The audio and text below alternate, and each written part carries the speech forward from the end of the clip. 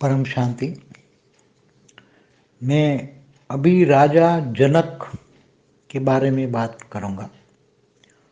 जो राजा जनक कब हुए, तो पहले राजा जनक जो हुए इसके बारे में सुनिए। राजा जनक हुए त्रेता के एंड में। त्रेता युग चल रहा था जब रामावतार होना था, तो राम के ससुर थे राजा जनक। रामावतार में राम के ससुर थे, सीता माता के पिता थे राजा जनक। तो त्रेता आज से कितने साल हुए? त्रेता युग पूरा। त्रेता के अंत में तो पूरा द्वापर चला गया। कलयुग 4,32,000 साल का होता है, इससे डबल द्वापर होता है, तो पूरा द्वापर चला गया 8,64,000 साल।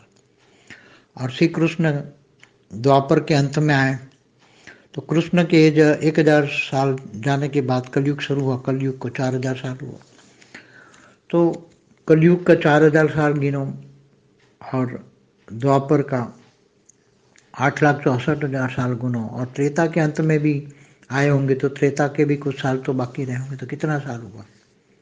करीबन अंदाजन 9 लाख साल पहले हुए होंगे, क्योंकि जो त्रेता है वो 12,96,000 का है। त्रेता युग 12,96,000 का है। तो त्रेता के अंत में आए होंगे। तो त्रेता के अंत में राम आए, श्री राम आए। तो राजा जनक को जो ज्ञान दिया गया, अष्टावक्र ने जो ज्ञान दिया, वो ज्ञान केवल एक आत्मा तक ही था कि मैं आत्मा। उसी टाइम तो आत्मा शब्द ही नहीं था। आत्मा तो गीता का भगवान श्री कृष्ण ने आत्मा स्वरूप की ज्ञान दिया।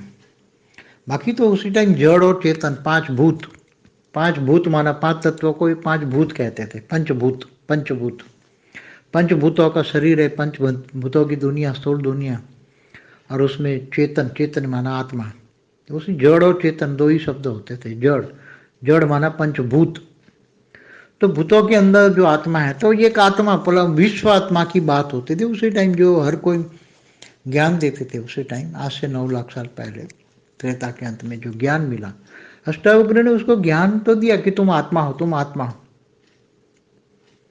मगर आत्मा को, आत्म स्वरूप की अनुभूति कैसे करोगे तुम? हर और कर्मयोगी जीवन की तो बात उसी टाइम समझा ही नहीं। राजा जनक थे, ज्ञान ही देने आत्मा हूं, मगर इससे आगे का ज्ञान उनको नहीं मिला।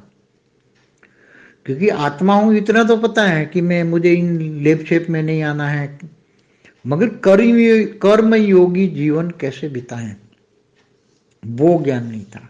वो ज्ञान गीता ज्ञान में दिया।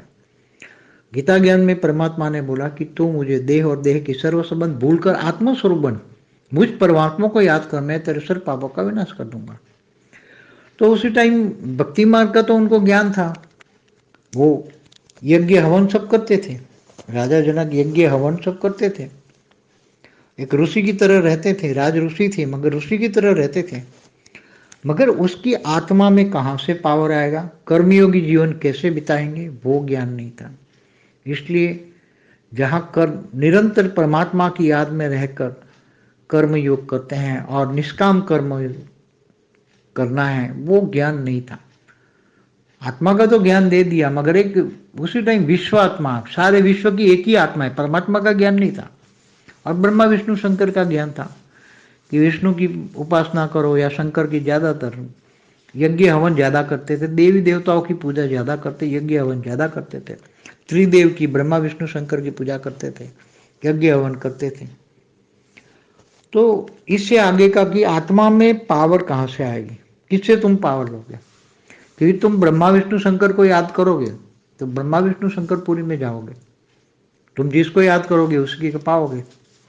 तो परम धाम में जाने का, या कर्मयोगी जीवन बिताने का, या निष्काम कर्म करने का, वो ज्ञान गीता में दिया गया उसी टाइम। वो ज्ञान जो अष्टावक्र की गीता में वो है, परमात्मा को याद करके कर्मयोगी जीवन की बात, उनको ज्ञान नहीं था। ज्ञान अधूरा था। मैं आत्मा हूं, मैं आत्मा हूं, ये तो ठीक है, कॉमन सेंस। उसी टाइम तो चेतना होता था। ये तो बाद में गीता ज्ञान को शास्त्रों में मिक्स कर दिया। वेदों का ज्ञान और गीता ज्ञान सब मिक्स हो गया, इसलिए वेदों के ज्ञान में जो चेतना था उसकी जगह आत्मा हो गई। इसलिए ये ज्ञान न होने के कारण, क्योंकि राजा जनक को भी तो 10,000 रानियां थी, तो राज ऋषि कहलाते थे और वो पहले परात की आत्मा थी, बहुत महान आत्मा थी। राजा जनक महान आत्मा थी, साधारण आत्मा नहीं थी, बहुत महान आत्मा थी। मगर वो कर्मयोगी जीवन का ज्ञान न होने के कारण कहीं ना कहीं, और पुराने कर्मों का हिसाब किताब भी तो चुकते करना है ना। वो पुराना कर्मों का हिसाब किताब कैसे चुकते करें, वो भी तो ज्ञान नहीं था। इसलिए जो बड़े बड़े ऋषि भी होते थे, हिमालय में तपस्या करते थे, वो भी कई युगांतर तक तपस्या करते थे, तब ये विष्णुपुरी में जाते थे। उड़ने की शक्ति, व्यक्त से अव्यक्त बनने की शक्ति आती थी, मंत्रों की शक्ति होती थी, सिद्धि स्वरूप बनते थे। जिस देव देवताओं के मंत्र की उपासना करते थे, या ब्रह्मा विष्णु शंकर की उपासना करते थे। मगर परम धाम में जाने का, एकदम परम धाम में निराकार पर ब्रह्म परमेश्वर का ज्ञान था, मगर उसको कर्म योगी जीवन का ज्ञान नहीं था। इसलिए पुराने कर्मों का विनाश नहीं हुआ। और उसी टाइम पर भी जो राज ऋषि थे, मगर एक कर्म बंधन में ऐसे काम होते गए, ज्ञान होते हुए भी कर्म बंधन में होते गए, और फिर जन्म मरण के चक्र में होते गए। आज भी राजा जनक मनुष्यावतार में हैं, और जो अष्टावक्र हैं वो सूक्ष्म जगत में तपस्या कर रहे हैं, पहाड़ों पे बैठ के तपस्या कर रहे हैं अष्टावक्र। और देखो, राम से पहले जो अवतार, विष्णु के अवतार हुए, उसमें एक अवतार हुआ परशुराम। परशुराम त्रेता के मध्य भाग में आए। त्रेता 12,96,000 साल का था, तो राम से 5-6 लाख साल पहले आए थे। और इन्होंने सारी उसी टाइम पर, त्रेता के मध्य भाग में, धरती पर क्षत्रियों का राज हुआ करता था। तो क्षत्रियों पर बहुत, क्षत्रियों से पीड़ित थे अपने पिता के कारण। इसलिए कई बार उन्होंने सारे क्षत्रिय राजाओं का परशु से सिर काट डाला। अनेक बार धरती पर क्षत्रियों का वंश खत्म कर दिया, मतलब राजाओं का। तो ये परशुराम ने भी महान पाप किया था। तब हनुमान अवतार में हनुमान ने भी उसको ज्ञान दिया था कि तुमने इतने साल तो पाप किया, तो भटक रहे हो इधर उधर पहाड़ों में, कहीं इधर उधर, मगर मन की शांति नहीं है, तो तुम परमात्मा का ध्यान करो। तो हनुमान जी ने शिव की आराधना करने को समझा, शिव शंकर को मान के, तो हिमालय में जाके तपस्या करो। मगर आज भी वो आकारी रूप में परशुराम भी हैं। तो ऐसे कई ऋषि मुनि भी आकारी रूप में पहाड़ों में ज्ञानगंज जो बातें करते हैं, वहाँ भी कई दूसरे और भी पहाड़ों में भी त्याग तपस्या कर रहे हैं। तो राजा जनक आज भी मनुष्य अवतार में है। इसलिए अधूरा ज्ञान, केवल आत्मज्ञान, मैं आत्मा हूँ, आत्मा, इससे कुछ नहीं होगा। विकर्म विनाश आत्मा में जो रिकॉर्ड पड़ा है, कारण शरीर में जो रिकॉर्ड पड़ा है अनेक जन्मों का, कारण शरीर, महाकारण शरीर, परम महाकारण शरीर में जो रिकॉर्ड पड़ा है कर्मों का हिसाब किताब, वो डिलीट करना है कर्मों को, तो योग बल से विनाश करना है। तो योग बल से विनाश करके पावर, परमात्मा से पावर लेना है। यहाँ बेहद के परम पिता जानते हो, तो बेहद की आत्मा है, बेहद के परम पिता से योग की विधि परफेक्ट होगी तो उसको पावर मिलेगा। आत्मा में आत्मस्वरूप की अनुभूति होगी, आत्मा में पावर आएगी। तो आत्मा की पावर आते ही ये सारे कारण शरीर, महाकारण शरीर, परम महाकारण शरीर में परम लाइट आएगी। परम लाइट आएगी तो सब विकर्म विनाश हो जाएगा सब, और कर्मातीत अवस्था हो जाएगी। जब कर्मातीत अवस्था हो जाएगी, कब आओगे? जब तुम भावातीत बनोगे तो कर्मातीत बन जाओगे। भावनाओं में नहीं बहना। इसलिए गीता में भी अर्जुन को भगवान ने कहा, तो भावनाओं की नदियों में मत बह। ये तेरे सामने जो तेरे देह के संबंधी, चाचा मामा जो भी खड़े हैं, गुरु, तो ये सब तू मार दे, नहीं तो असुरों का, दुर्योधन का राज आया, असुरों का राज आया, तो जो पाप लगेगा वो तेरे को लगेगा। और तू नहीं मारेगा तो और कोई मार देगा, मगर तू अपनी ड्यूटी कर। तो अर्जुन को ये भी बोला कि भावनाओं की नदियों में नहीं बहना है। जो देह और देह के संबंधी है, अगर असुर है तो उसको मार देना है। तो ये ज्ञान, पूरा ज्ञान उसी टाइम, पूरा कर्मयोगी ज्ञान जो गीता में है, तो मेरी शरण में आ, कर्मयोगी जीवन बिता, निष्काम कर्म कर, ये सभी ज्ञान उसी टाइम राजा जनक को नहीं दिया। केवल मैं आत्मा हूँ, आत्मा का ज्ञान देने से कुछ नहीं होता। उसको परमात्मा से कनेक्शन रहकर कर्मयोगी जीवन कैसे बिताना है वो ज्ञान चाहिए। विकर्म विनाश कैसे करें उनका ज्ञान चाहिए। आत्मा में पावर कैसे आए इसलिए ये ज्ञान नहीं था, इसलिए जन्म मरण के चक्र में आए, तो आज कहीं भी मनुष्य अवतार में है राजा जनक। परम शांति। की परम शांति सोचो बोलो। బేహద్ పరం మహాశాంతి. బేహద్ బాపూజీ బేహద్ పిల్లలకి జనక మహారాజు ఎవరు, ఇప్పుడు ఆయన ఏ కార్యక్రమం చేస్తూ ఉన్నారు, ఎక్కడ ఉన్నారు అనే ప్రశ్నకు సమాధానం చెప్తున్నటువంటి హిందీ వీడియో మీరు ఇప్పటి వరకు విన్నారు. దీనికి తెలుగు అనువాదం బాపూజీ అందరికీ పరం శాంతి చెప్తూ ఉన్నారు. నేను ఈరోజు జనక మహారాజు గురించి చెప్తాను. జనక మహారాజు ఎప్పటివాడు, దీని గురించి ముందు తెలుసుకోండి. త్రేతాయుగం ఎండింగ్లో జనక మహారాజు ఉన్నారు. త్రేతాయుగం గడిచిపోయింది. ఎప్పుడైతే రామ అవతారం ఉన్నదో, ఈయన రాముడి యొక్క మామగారు, సీతాదేవి యొక్క తండ్రి. సీతా మాతని ఆయన పెంచుకున్నవాడు. అయితే ఈరోజు ఇప్పటికీ ఎన్ని సంవత్సరాలు అయిపోయింది? త్రేతాయుగం పూర్తయింది, ద్వాపరయుగం అయిపోయింది, కలియుగం కూడా వచ్చింది. కలియుగమే 4,32,000 సంవత్సరాలు అంటే దీనికి డబల్ ద్వాపరయుగం. ద్వాపరయుగం 8,64,000 సంవత్సరాలు. శ్రీకృష్ణుడు ద్వాపరయుగం అంతిమంలో ఉంటే రాముడు త్రేతాయుగం అంతిమంలో ఉన్నారు. కృష్ణుడు వెళ్ళిపోయిన తర్వాత 1000 సంవత్సరాల వరకు కూడా ద్వాపరయుగం ఉన్నది కొద్దిగా. తర్వాత కలియుగం ప్రారంభమైంది. ఇప్పుడు కలియుగం వచ్చి 4,000 సంవత్సరాలు అయింది. ఈ విధంగా లెక్క పెడితే ద్వాపరయుగం 8,64,000 సంవత్సరాలు లెక్కిస్తే, దానికి పూర్వం త్రేతాయుగం అంతిమంలో అంటే దగ్గరగా మరి 10 లక్షలకు పైనే ఉంటుంది కదా. 9 లక్షల సంవత్సరాల పూర్వం అనుకోండి అందాజాగా. మరి త్రేతాయుగం 12,96,000 సంవత్సరాలు కదా.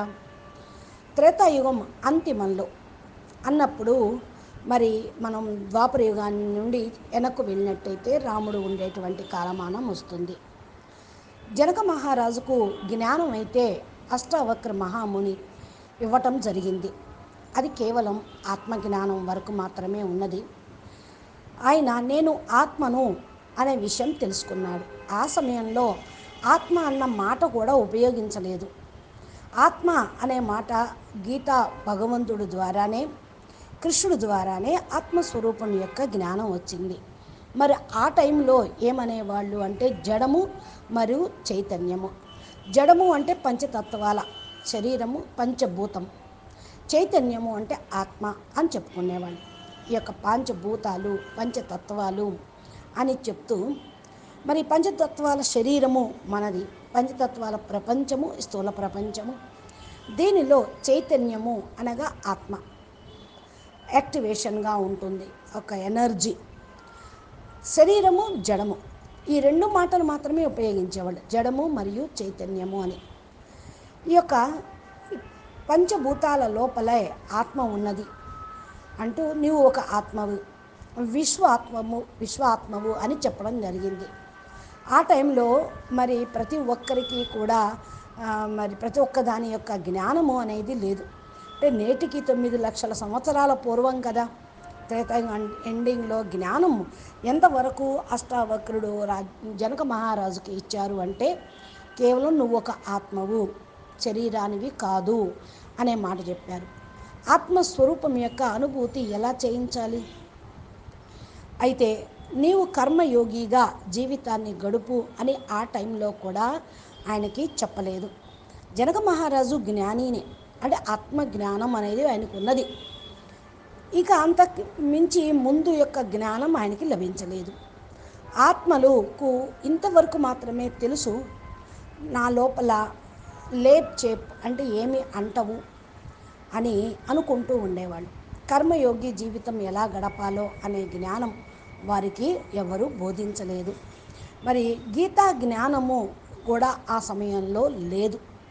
గీతలోనే పరమాత్మ అని చెప్పటము, ఆత్మ అని చెప్పటము, దేహము దేహ సంబంధాలను మర్చిపోయి మిమ్మల్ని మీరు ఆత్మగా అనుకొని నన్ను పరమాత్మ తండ్రిని జ్ఞాపకం చేయండి, నేను మీ యొక్క సర్వ పాపాలను వినాశనం చేస్తాను అని చెప్పారు. ఆ టైంలో భక్తి మార్గంలో ఆ యొక్క జ్ఞానం ఇవ్వటం జరిగింది. అయితే త్రేతాయుగంలో యజ్ఞము హవను అవన్నీ చేస్తూ ఉంటారు, హోమాలు. జనక మహారాజు కూడా యజ్ఞ యాగాదులు చేసేటువంటి వాడే, ఒక ఋషిలాగా జీవిస్తూ ఉన్నాడు. ఆయన రాజు, మహారాజు అయినప్పటికీ ఋషిలాగా ఉన్న జీవిస్తూ ఉండేవాడు. రాజ ఋషి అనేవాళ్ళు. అందుకనే వారి లోపల ఆత్మకు ఎక్కడి నుండి పవర్ వస్తుంది ఇది మాత్రం వారికి తెలియదు. శరీరాన్ని దేహాన్ని మర్చిపోయి మనసుని కంట్రోల్ చేసుకొని కర్మేంద్రియాలను కంట్రోల్ చేసుకొని న్యారా ప్యారాగా ట్రస్టీగా ఇలాగా జీవిస్తూ ఉంటే ఆత్మజ్ఞానముతోటి నువ్వు మోక్షాన్ని పొందగలవు, అది ఇది అని చెప్పడం జరిగింది. కర్మయోగి జీవితం ఎలా గడపాలి, ఇది ఆ జ్ఞానం ఆయనకి ఎవరు నేర్పలేదు. నిరంతరం పరమాత్మని స్మృతి చేస్తూ కర్మయోగం చేస్తే అది కర్మయోగి అవుతుంది, కర్మయోగం అవుతుంది. నిష్కామ కర్మ చెయ్యండి అని మళ్ళా ఈ జ్ఞానం చెప్పలేదు. ఆత్మ జ్ఞానం ఇచ్చారు అన్నంత మాత్రాన వారికి సంపూర్ణం అనేది ఏమీ కాలేదు. ఇంకా పైగా వాళ్ళు ఆత్మ అంటే అందరిలో ఉన్నది ఆత్మే కదా, విశ్వాత్మ అని చెప్పేశారు. పరమాత్మ జ్ఞానం లేదు. భలే బ్రహ్మ విష్ణు శంకర్ల యొక్క జ్ఞానం ఉంది. విష్ణువుని ఉపాసన చేస్తే విష్ణుపురికి వెళ్తారు, శంకరుని ఉపాసనం చేస్తే శివపురికి వెళ్తారు, బ్రహ్మని జ్ఞాపం చేస్తే బ్రహ్మలోకానికి వెళ్తారు. ఇలాగా ఉపాసన చేయటానికి యజ్ఞము హోమము ఇవన్నీ చేస్తూ ఉండండి అని చెప్పేవాళ్ళు. ఇంకా దేవీ దేవతలను కూడా పూజ చేస్తూ ఉండేవాళ్ళు. యజ్ఞ యాగాదులు ఎక్కువగా ఉన్న కారణం వల్ల త్రిదేవులైనటువంటి బ్రహ్మ విష్ణు శంకర్లకు పూజ జరుగుతూ ఉండేది. ఈ హవము యజ్ఞము హోమము యొక్క ఆవిర్భావం దేవతలు తీసుకుంటూ ఉండేవాళ్ళు. ఇంకా దీనికంటే వాళ్ళకు ఆత్మలో పవరు రావాలి, ఛార్జ్ చేసుకోవాలి, జీవన్ముక్తులం కావాలి అనేటువంటిది వాళ్లకు జ్ఞానం అందలేదు. ఎవరితోటి పవర్ తీసుకుంటారు? మీరు బ్రహ్మ విష్ణు శంకర్ని జ్ఞాపం చేస్తే బ్రహ్మ విష్ణు శంకర్ దగ్గరికే వెళ్తారు, వారినే పొందుతారు. గీతలో చెప్పారు కదా, మీరు ఎవరిని జ్ఞాపం చేస్తే వాళ్ళనే పొందుతారు అని. పరంధామానికి వెళ్ళాలి అంటే కర్మయోగి జీవితాన్ని గడుపుతూ నిష్కామ కర్మ చేయాలి. ఈ జ్ఞానం కేవలం గీతలోనే ఇవ్వబడింది. ఆ టైంలో అంటే త్రేతాయుగంలో జనక మహారాజుకి అష్టావక్రుడు జ్ఞానం చెప్పాడు. అది అష్టావక్ర గీతగా ప్రసిద్ధి చెందింది. పరమాత్మని జ్ఞాపం చేసి కర్మయోగి జీవితాన్ని గడుపు, ఇలా ఉండు అనే జ్ఞానం ఇవ్వాల. అందుకనే అది కూడా అసంపూర్ణ జ్ఞానమే అని చెప్తూ ఉన్నాను. నేను ఆత్మను అనుకుంటే సరిపోతుంది అనుకుంటారు. ఇది కామన్ సెన్స్ తోటి ఆలోచించాల్సింది. ఆ టైంలో ఆత్మ చైతన్యంని డెవలప్ చేసుకోవటానికి, యాక్టివేషన్ చేసుకోవటానికి చెప్పడం జరిగింది. దీన్ని గీతా జ్ఞానంను శాస్త్రాల్లో మిక్సప్ చేసేసారు. ఇంకా శాస్త్రాల్లో గీతా జ్ఞానాన్ని కూడా మిక్స్ అయిపోయింది. వేదాల్లో జ్ఞానము గీతా జ్ఞానము అన్నీ మిక్స్ అయిపోయినాయి. అందుకని వేదాల జ్ఞానంలో ఏదైతే చైతన్యము అని అన్నారో ఆ ప్లేస్లో గీతలో ఆత్మ అని పెట్టారు. ఈ జ్ఞానము లేని కారణం వల్ల జనక మహారాజు కూడా 10,000 మంది రాణులు ఉండేవాళ్ళు. రాజు ఋషిగా అని చెప్పుకుంటూ ఉండేవాడు. ఫస్ట్ పరార్థంలోని ఆత్మ ఈయన, మహాన ఆత్మ రాజా జనక మహారాజు. సాధారణ ఆత్మ ఏమీ కాదు, గొప్పవాడే. కానీ కర్మయోగి జీవితం యొక్క జ్ఞానం లేని కారణం వల్ల ఆయన పాత కర్మల యొక్క లెక్కను కర్మల ఖాతాలను సమాప్తం చేసుకోలేకపోయాడు. పూర్వ జన్మల అనేక జన్మల యొక్క కర్మల ఖాతా ఉన్న కారణం వల్ల జన్మమరణ చక్రంలోనే రావచ్చు. మరి లెక్కాచారం అనుసారంగా కూడా ఉంటాయి కదా జన్మలు, ఎలా సమాప్తం చేసుకోవాలో జ్ఞానం లేదు. అందుకని గొప్ప గొప్ప ఋషులు మునులు ఎవరైతే ఉన్నారో వారు కూడా హిమాలయాల్లో తపస్సు చేస్తూ ఉన్నారు. యుగ యుగాంతరాల వరకు తపస్సు చేసేవాళ్ళు ఉన్నారు. అప్పుడు విష్ణుపురిలోకి వెళ్తూ ఉండేవాళ్ళు. వారి లోపల ఎగిరే శక్తి ఉండేది, వ్యక్తం నుండి అవ్యక్తమయ్యేటువంటి శక్తి ఉంటూ ఉండేది. మంత్రాల్లో శక్తి ఉంది. సిద్ధిని పొందేవాళ్ళు సిద్ధి స్వరూపులుగా అయ్యేవాళ్ళు. ఏ దేవీ దేవతల యొక్క మంత్రాన్ని ఉపాసన చేస్తూ ఉండేవాళ్ళు వారి ద్వారా వాళ్ళకు రిద్ధి సిద్ధి లభించేది. బ్రహ్మ విష్ణు శంకర్ల ఉపాసన చేస్తూ ఉంటే వారు పరంధామానికి వెళ్ళాలి అన్నా కూడా నిరాకారి పరబ్రహ్మ జ్ఞానం కావాలి కదా. ఈ బ్రహ్మ విష్ణు శంకర్ల జ్ఞానంతో పరంధామానికి వెళ్ళలేరు. పరంధామానికి పరబ్రహ్మ పరమేశ్వరుడి దగ్గరికి వెళ్ళాలి అంటే నిరాకార పరమేశ్వరుడి యొక్క జ్ఞానం కావాలి. అది కర్మయోగి జీవితాన్ని గడపాలి. జ్ఞానం అనేది ఆ సమయంలో లేదు. అందుకని వారి యొక్క పాత కర్మల వినాశనం కాలేదు. రాజఋషిగా భలే ఉన్నప్పటికీ కూడా కర్మబంధనాలతోటి ఆయన పని చేస్తూనే ఉన్నాడు. కర్మ బంధన ఉంటేనే కదా జన్మ మరణాలు ఉండేది. ఇకపోతే జనక మహారాజు మనుష్య అవతారంలోనే ఇప్పుడు ఉన్నారు. ఎవరైతే అష్టావక్ర మహాముని ఉన్నారో వారు సూక్ష్మ జగత్తులో తపస్సు చేస్తూ ఉన్నారు. కొంతమంది పర్వతాల మీద కూర్చొని తపస్సు చేస్తూ ఉన్నారు. చూడండి, రాముడికి పూర్వం విష్ణు అవతారం అని వచ్చేది కదా. ఒక అవతారమైనటువంటి విష్ణు అవతారంగా రాముడికి పూర్వం త్రేతాయుగంలో వచ్చినటువంటి అవతారము పరశురాముడు. పరశురాముడు త్రేతాయుగం మధ్య భాగంలోని వాడు. అంటే 12,96,000 సంవత్సరాలు కదా త్రేతాయుగం అంటే. రాముడి కంటే 5-6 లక్షల సంవత్సరాలు ముందువాడు. ఆ టైము త్రేతాయుగం మధ్య భాగం అవుతూ ఉంటుంది. ఈ భూమి మీద క్షత్రియులు రాజ్యం చేస్తూ ఉండేవాళ్ళు. క్షత్రియుల యొక్క బాధలు ఎక్కువగా ఉండేవి. తన తండ్రి కూడా క్షత్రియుల ద్వారా చాలా కష్టపడ్డాడు, హింసించబడ్డాడు. అందుకని చాలాసార్లు క్షత్రియ రాజులను పరశుతోటి ఆయన తలకాయ కోసేసేవాడు. పరశు అంటే గొడ్డలన్నమాట. పరశురాముడు తన దగ్గర ఉన్నటువంటి గొడ్డలితోటి క్షత్రియ రాజుల యొక్క తలల్ని నరుక్కుంటూ వెళ్ళిపోయారు. ఇలాగ అనేక సార్లు భూమి మీద క్షత్రియ వంశం మొత్తాన్ని ఖతం చేసేసాడు. రాజులు అనేవాళ్ళు లేకుండా చేశారు. ఈ పరశురాముడు ఈ విధంగా చేయటం మహాపాపం చేశాడు. మహాన్ పాపిగా అయ్యాడు. హనుమంతుడు కూడా త్రేతాయుగంలోనే రుద్రావతారం కదా. ఆయన కూడా ఈ పరశురాముడికి జ్ఞానం ఇచ్చాడు. నువ్వు ఇన్ని సంవత్సరాలు ఎంతో పాపకర్మ చేసి భ్రమిస్తూ ఉన్నావు. నీ మనసుకు శాంతి లేదు, అటు ఇటు వెళ్తూనే ఉన్నావు. మనసుకు శాంతి కావాలి అంటే పరమాత్మను ధ్యానం చెయ్యి అంటూ శివుడి యొక్క ఉపాసన చెయ్యమని శివశంకర్లు ఒకటేగా అనుకుంటూ హనుమంతుడు మరి పరశురాముడికి జ్ఞానం ఉపదేశం చేశాడు. హిమాలయాల్లోకి వెళ్ళి తపస్సు చెయ్యి, నీకు మనసుకు శాంతి లభిస్తుంది అని అన్నాడు. కనుక ఆయన ఇప్పటికీ కూడా ఆకారి రూపంలో పరశురాముడు హిమాలయాల్లోనూ కానీ సూక్ష్మ జగత్తులో కానీ తపస్సు చేస్తూనే ఉన్నాడు. ఇలాగ చాలామంది ఋషులు మునులు ఆకారి రూపంలో పర్వతాల దగ్గర జ్ఞానగంజ్ అనేటువంటి విషయం నేను చెప్పాను. అక్కడ కూడా కూర్చొని తపస్సు చేస్తూ ఉన్నారు. కొందరు వేరే వైపు ఉన్నటువంటి పర్వతాల దగ్గరికి వెళ్ళి తపస్సు చేసేవాళ్ళు ఉన్నారు. ఇకపోతే జనక మహారాజు ఇప్పటికి కూడా మనుష్య అవతారంలో ఉన్నారు.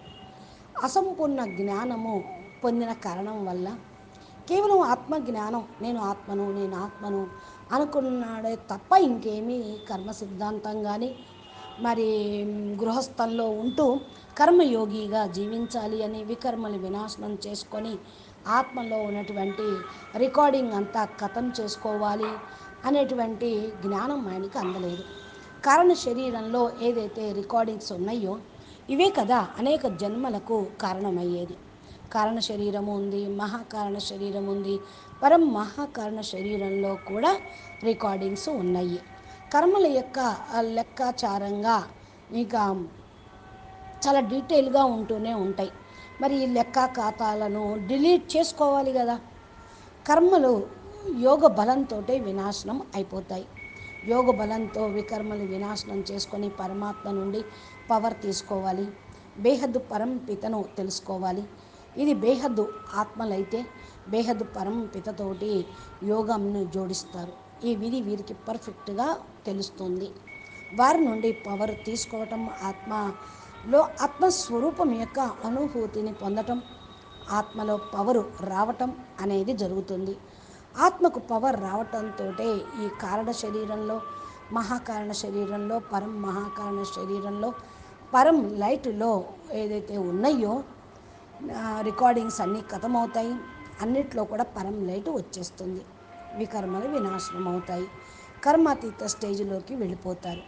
కర్మాతీతంగా అయిపోతే అన్ని ఖాతాలు సమాప్తమవుతారు అవుతాయి. తప్పకుండా భావాతీతంగా కూడా అవుతారు. కర్మాతీతంగా అవ్వటం, భావనలోకి రాకుండా ఉండటం అనేది ఇక్కడ గొప్ప విషయం. ఇక గీతలో కూడా అర్జునుడికి కృష్ణ పరమాత్మ అన్నారు, నువ్వు భావనలు అనే నదిలో కొట్టుకుపోవద్దు. నీ ఎదురుగా ఏదైతే నీ సంబంధీకులు ఉన్నారో, దేహ బంధువులు ఉన్నారో, చాచా, మామ, కాక, వీళ్ళందరూ గురువులు, సాధువులు, తాత, ఇవందరూ కూడా చనిపోయే ఉన్నారు. నువ్వు కేవలం చనిపోయిన వాళ్ళనే చంపుతూ ఉన్నావు. వీళ్ళందరూ కూడా అసురులు అయిపోయారు. దుర్యోధన్ రాజుగా వస్తే అసురి సామ్రాజ్యం ఎక్కువైపోతుంది.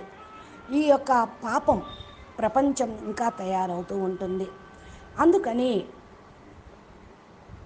నువ్వు వీళ్ళని చంపుతున్నావు అనుకోవద్దు. వీళ్ళు చచ్చే ఉన్నారు. నువ్వు కేవలం నీ డ్యూటీని చెయ్యి అంటూ అర్జునుడికి గీతోపదేశాన్ని చేశాడు. భావనల యొక్క నదుల్లో కొట్టుకుపోకుండా రక్షించి, దేహము దేహ సంబంధీకులు అసురులు వీళ్ళని చంపకపోతే వాళ్ళని నేను చంపుతాను అని అన్నాడు. ఆ సమయంలో అర్జునుడికి గీతా జ్ఞానం, ఆత్మజ్ఞానం, కర్మయోగం యొక్క జ్ఞానం గీతలో ఉన్నది. గీతలో 18 రకాల యోగాలు కూడా చెప్పాడు. నువ్వు నా యొక్క శరణులోకి వచ్చి కర్మయోగి జీవితాన్ని గడుపు, నిష్కామ కర్మ చేస్తూ ఉండు అన్నారు. ఈ యొక్క జ్ఞానము ఆ సమయంలో జనక మహారాజుకు లేదు. కేవలం నేను ఆత్మనన్న జ్ఞానం మాత్రమే ఉన్నదే తప్ప ఇంకొకటి లేదు. పరమాత్మతోటి కనెక్షన్ జోడించండి. కర్మయోగి జీవితం ఎలా గడపాలో బేహద్దు జ్ఞానం చక్కగా చెప్తూ ఉంది.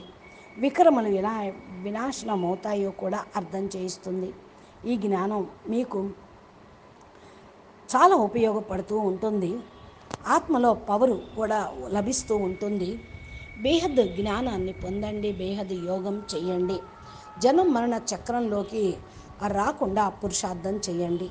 ఆత్మజ్ఞానం, పరమాత్మ జ్ఞానం, సృష్టి ఆది మధ్యంత జ్ఞానం, కర్మ సిద్ధాంతం యొక్క జ్ఞానం లేకపోతే జనం మరణ చక్రంలోకి వచ్చేస్తూ ఉంటారు. ఇప్పుడు ఎక్కడైనా సరే మనుష్య అవతారంలో జనక మహారాజు ఉన్నాడు అని నేను చెప్తున్నాను అంటున్నారు బాపూజీ. అచ్చా, పరం శాంతి, నమస్తే.